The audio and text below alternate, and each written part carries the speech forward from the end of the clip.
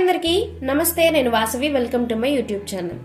ఈరోజు నేను 10th క్లాస్లో సంబంధించిన మ్యాథ్స్ టెక్స్ట్ బుక్లో ఉన్న సమ్ అప్లికేషన్స్ ఆఫ్ ట్రిగ్నోమెట్రీ అనే చాప్టర్ నుంచి ఎక్సర్సైజ్ 9.1లో సెకండ్ ప్రాబ్లమ్ని డిస్కస్ చేయబోతున్నాను.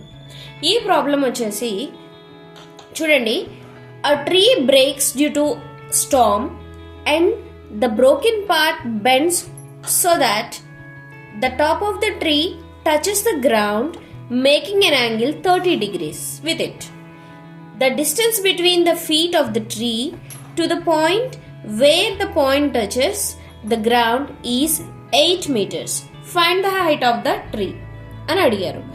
ఏం లేదండి, ఒక ట్రీ ఉంది. ఆ ట్రీ వచ్చేసి ఒక తుఫాన్ కారణంగా విరిగిపోయి నేలని టచ్ అయినప్పుడు, గ్రౌండ్ని టచ్ అయినప్పుడు దాని బేస్ దగ్గర నుంచి ఆ నేలకి టచ్ అయిన టాప్ ఆఫ్ ది ట్రీ వరకు 8 మీటర్స్ దూరం ఉంది అంటున్నారు. అలాగే ఈ గ్రౌండ్ నుంచి ఈ టాప్ ఆఫ్ ద ట్రీకి చేసిన యాంగిల్ వచ్చేసి 30 degrees యాంగిల్ చేస్తోంది అని అంటున్నారు. అలా ఉన్నప్పుడు ఈ ట్రీ యొక్క హైట్ ఎంత అని అడుగుతున్నారు. ఈ ట్రీ హైట్ అనేది మనకి తెలియదు. మనకి తెలిసింది ఏంటి? బేస్, గ్రౌండ్ మీద ఈ బేస్ ఆఫ్ ద ట్రీ దగ్గర నుంచి అది టచ్ అయిన top of the tree touch అయిన ప్లేస్ వరకు ఉన్న డిస్టెన్స్ వచ్చేసి 8 మీటర్స్. ఇది మాత్రమే మనకు తెలుసు. అలా ఉన్నప్పుడు మనం ఈ ట్రీ యొక్క హైట్ని ఎలా కనుక్కుంటాము అంటే ట్రిగ్నోమెట్రీని యూజ్ చేసి, ఫస్ట్ ఆఫ్ ఆల్ ఇక్కడ మనకి ఏం తెలుసు చూడండి. నేను ఫస్ట్ ఏ ప్రాబ్లం ఇచ్చినా కూడా ఫస్ట్ డయాగ్రామ్ని డ్రా చేయండి.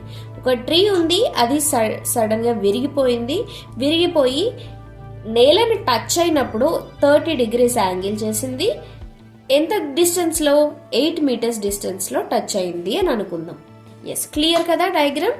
ఎస్. ఇప్పుడు చూడండి, ఇక్కడ మనకి యాంగిల్ తెలుసు, ఎడ్జసెంట్ సైడ్ తెలుసు, రైట్?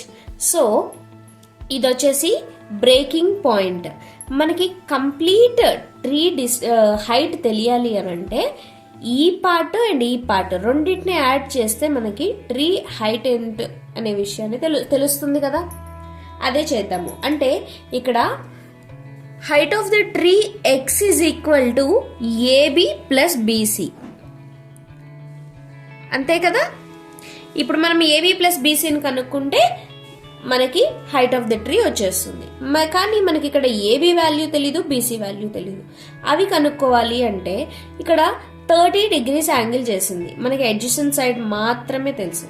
ఎడ్జసెంట్ సైడ్ ఉన్న మన ట్రిగ్నోమెట్రిక్ రేషియోస్ ఏమిటి అనే విషయాన్ని ఇప్పుడు చూద్దాం. ఫస్ట్ ఆఫ్ ఆల్ నేను tan θ తీసుకుంటున్నాను. tan θ వాల్యూ వచ్చేసి మనం ఎలా ఫైండ్ అవుట్ చేస్తాము అంటే opposite side by adjacent side చేయొచ్చు కదా. ఓకే, నెక్స్ట్ cos θ తీసుకుంటాను. cos θ వచ్చేసి ఎడ్జసెంట్ సైడ్ బై హైపోటెన్యూస్ తీసుకోవచ్చు కదా. ఇక్కడ మనకి θ వాల్యూ తెలుసు, 30 degrees. tan 30 is equal to opposite side ఏంటది? AB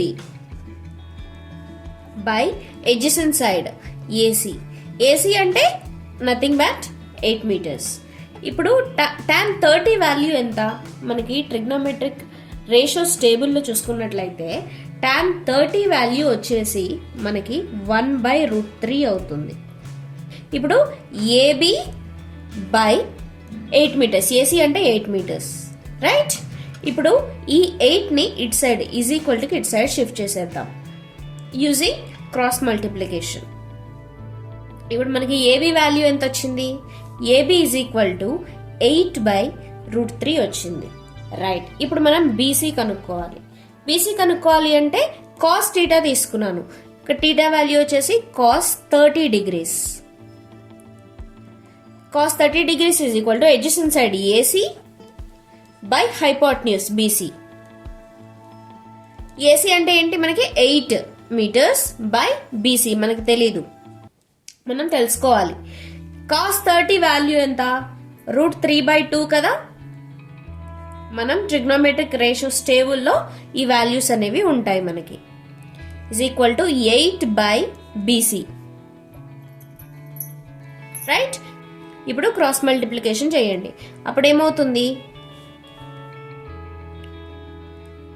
BC into root 3 is equal to 8 2s are 16, right? ఇప్పుడు ఇక్కడ ఉన్న రూట్ 3ని కూడా ఇటు సైడ్ షిఫ్ట్ చేసేయండి.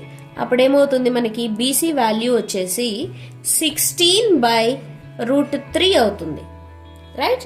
ఇప్పుడు మనకి ఏబి వాల్యూ తెలుసు, బీసీ వాల్యూ తెలుసు.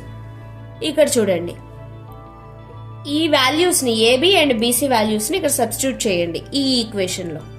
సో మనకి ఈ హైట్ ఆఫ్ ద ట్రీ వచ్చేస్తుంది, రైట్? ఏబి వాల్యూ ఏంటి, 8/√3 ప్లస్ బీసీ వాల్యూ వచ్చేసి 16/√3. ఈ రెండింటిని యాడ్ చేయండి, డినామినేటర్ సేమ్ ఉంది.